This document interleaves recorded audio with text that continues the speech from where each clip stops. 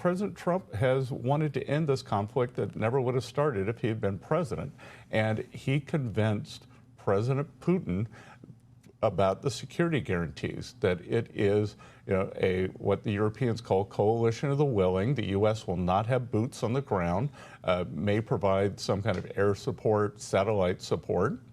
And then yesterday, President Trump came in with a plan. He doesn't do these things randomly, and he knew what he had to do with President Zelensky. It was a very good meeting.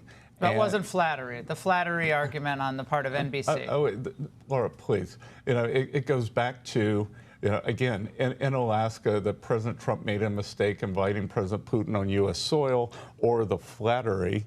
It's all the, they're demeaning themselves because President Trump wants to be a peacemaker. He's done 6 peace deals. He knows how to do this. He went in with a plan. We had a long pregame in the Oval beforehand.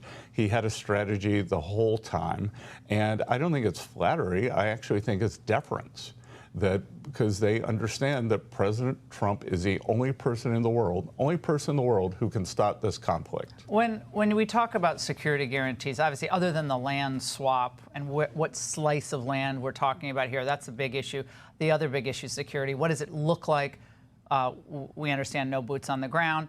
But a U.S. air cover costs a lot of money. And the obvious question on the part of many after 70 years of NATO and America carrying the burden for NATO's defense is that this is going to fall once again on the shoulders of the American taxpayers, that we are going to pay the lion's share of this burden.